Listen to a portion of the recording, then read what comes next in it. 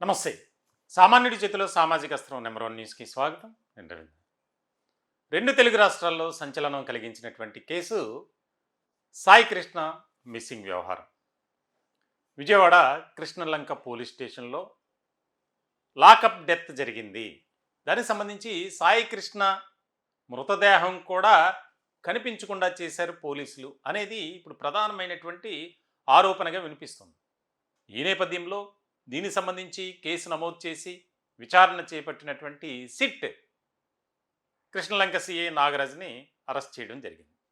ఆ తర్వాత జరిగినటువంటి పరిణామాలు ఏదైతే సాయి కృష్ణను టాస్క్ ఫోర్స్ పోలీసులు అదుపులోకి తీసుకోవడం, దానికి సంబంధించి కృష్ణలంక పోలీసులకు అప్పగించడం, ఆ తర్వాత ఏం జరిగింది, ఎందుకు పోలీస్ స్టేషన్లో సీసీ కెమెరా ఫుటేజ్ మాయమైంది, వీటన్నింటిపై చర్చ జరుగుతున్నటువంటి తరుణంలో దానికి సంబంధించి బెయిల్ పిటిషన్ వేస్తున్నారు నాగరాజుకి. బెయిల్ పిటిషన్ను తిరస్కరిస్తుంది కోర్టు.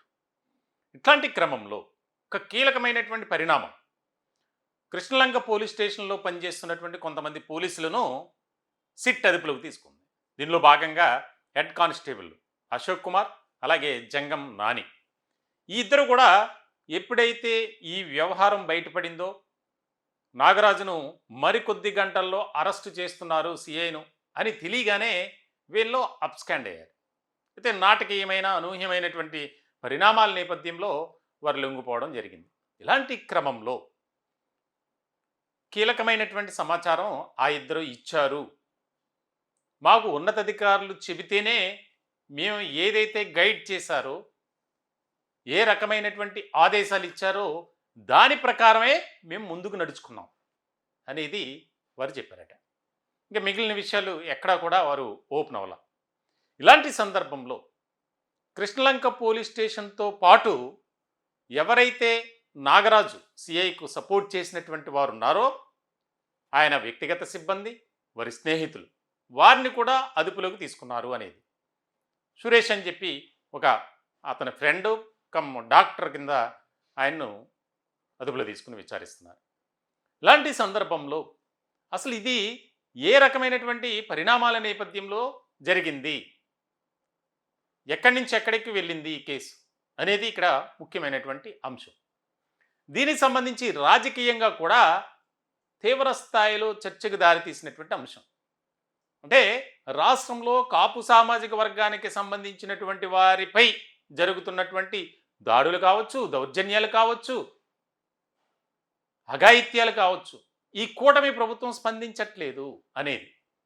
దీనికి సంబంధించి వైసీపీ ఏ రకమైనటువంటి ప్రచారం చేస్తుందో, ఎట్లా మాట్లాడుతుందో మనం చూస్తూనే ఉన్నాం.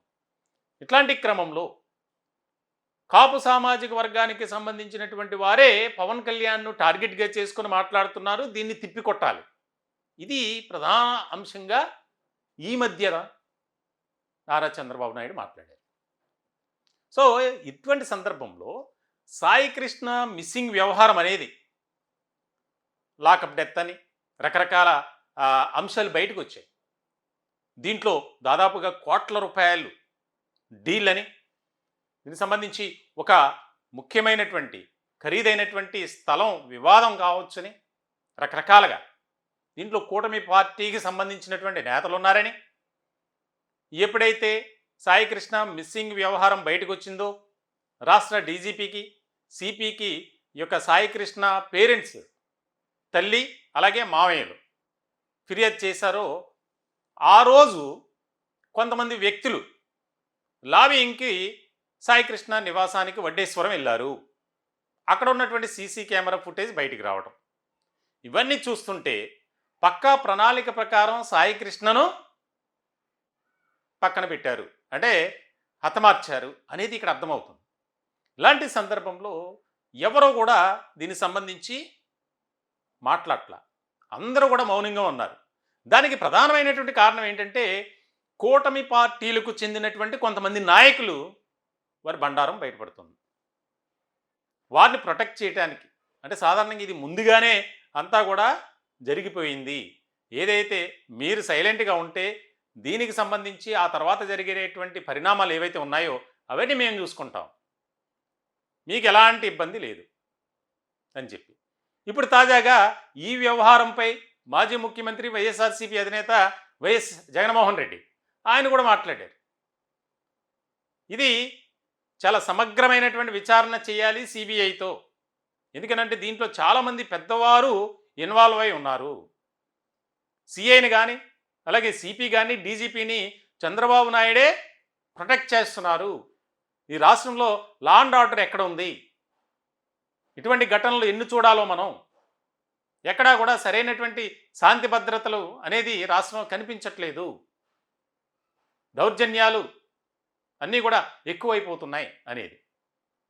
దీనికి సంబంధించి రాజకీయంగా ఎవరికి వారే దాన్ని ఏ విధంగా మనం మలుచుకోవాలి, టర్న్ చేసుకోవాలి, దీనికి సంబంధించి వారి యొక్క ప్రయోజనం కోసం వారు ప్రయాసపడటం అనేది సహజమే.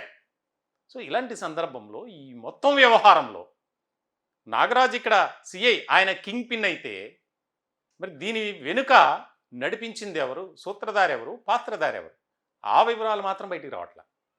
దీనికి సంబంధించి తాజాగా మరో పిటిషన్ వేసింది సాయికృష్ణ తల్లి. మాకు ఎక్కడా కూడా న్యాయం జరగట్లేదు అంటే ముఖ్యమంత్రి వారిని పిలిపించుకొని మాట్లాడి మీకు అండగా ఉంటాను, సపోర్టుగా ఉంటానని మాట్లాడినప్పటికీ, ఒక భరోసా హామీ ఇచ్చినప్పటికీ వారిలో ఎక్కడో ఒక రకమైనటువంటి అనుమానం, అయోమయం, గందరగోళం ఎక్కువ నెలకొన్నాయి. సరైనటువంటి రీతిలో ఈ కేసు విచారణ జరగట్లేదు.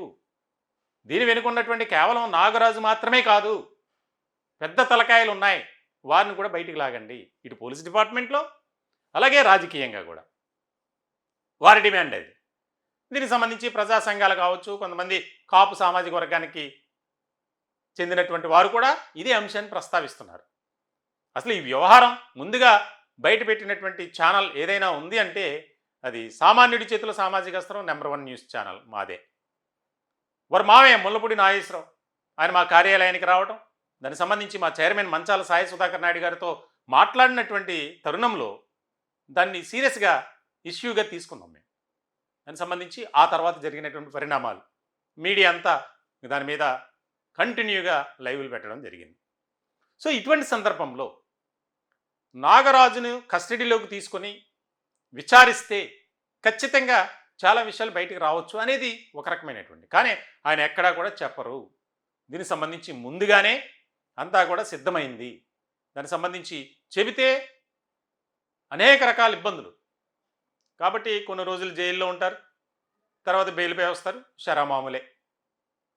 సో ఇటువంటి సందర్భంలో ఇక్కడ కీలకమైనటువంటి అంశం ఏంటంటే సిబిఐకి గనక ఈ కేసును అప్పగిస్తే చాలా కీలకమైనటువంటి అనూహ్యమైనటువంటి పరిణామాలు ఈ కేసులో చోటు చేసుకుంటాయి ఖచ్చితంగా. మరి దానికి సంబంధించి ఎలాంటి నిర్ణయం తీసుకుంటారు అనేది ఇక్కడ ముఖ్యమైనటువంటి అంశం. ఏదేమైనప్పటికీ సాయికృష్ణ మిస్సింగ్ కాస్త లాకప్ డెత్గా మారింది. దీనికి సంబంధించి మరి ఇప్పటికి కూడా సస్పెన్స్ వీళ్ళ మిస్టరీ అలా కొనసాగుతూనే ఉంది. పోలీసులు అరెస్ట్ అవుతూనే ఉన్నారు. రోజు రోజుకి అరెస్ట్ అయ్యేటువంటి వారి సంఖ్య పెరుగుతూ వస్తుంది. దీంతో రాష్ట్ర వ్యాప్తంగా ఉన్నటువంటి పోలీస్ స్టేషన్లో కింది స్థాయి సిబ్బంది వణికిపోతున్నారట.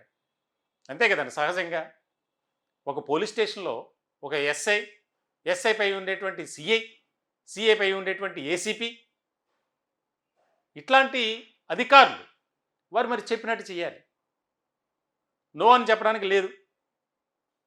చేస్తే ఒక రకమైనటువంటి ఇష్యూ, చేయకపోతే ఒక రకమైనటువంటి ఇష్యూ. ఏదేమైనప్పటికీ పోలీసులు కూడా కింది స్థాయి సిబ్బంది మాత్రం తీవ్రమైనటువంటి భయాందోళనకు గురవుతున్నారట ఈ కృష్ణలంక సాయికృష్ణ వ్యవహారానికి సంబంధించి. కొంతమంది కొన్ని విషయాల్లో వారి తప్పు లేకపోయినా అనవసరంగా బలి కావాల్సి వస్తుంది. సో ఇలాంటి సందర్భంలో సాయికృష్ణ మిస్సింగ్ వ్యవహారం, లాకప్ డెత్, అనేక రకాల ఆరోపణలు, మరెన్నో విమర్శలు, దీనికి సంబంధించి రాజకీయంగా అనేక రకాల అంశాలు బయటకు వస్తున్నటువంటి తరుణంలో పూర్తి స్థాయి సమగ్రమైనటువంటి విచారణ చేస్తే దీనికి సంబంధించి ఒక కొలిక్కి వచ్చేటువంటి అవకాశం ఉంది. దీని వెనుక ఎవరున్నారు, నడిపించింది ఎవరు అనేది మొత్తం కూడా బయటపడేటువంటి అవకాశాలు స్పష్టంగా కనిపిస్తున్నాయి. ఈ టాపిక్పై మీ విలువైనటువంటి అభిప్రాయాలు కామెంట్ రూపంలో తెలియజేయండి. దయచేసి మా ఛానల్ని సబ్స్క్రైబ్ చేసుకోండి. Thank you. We'll be right back.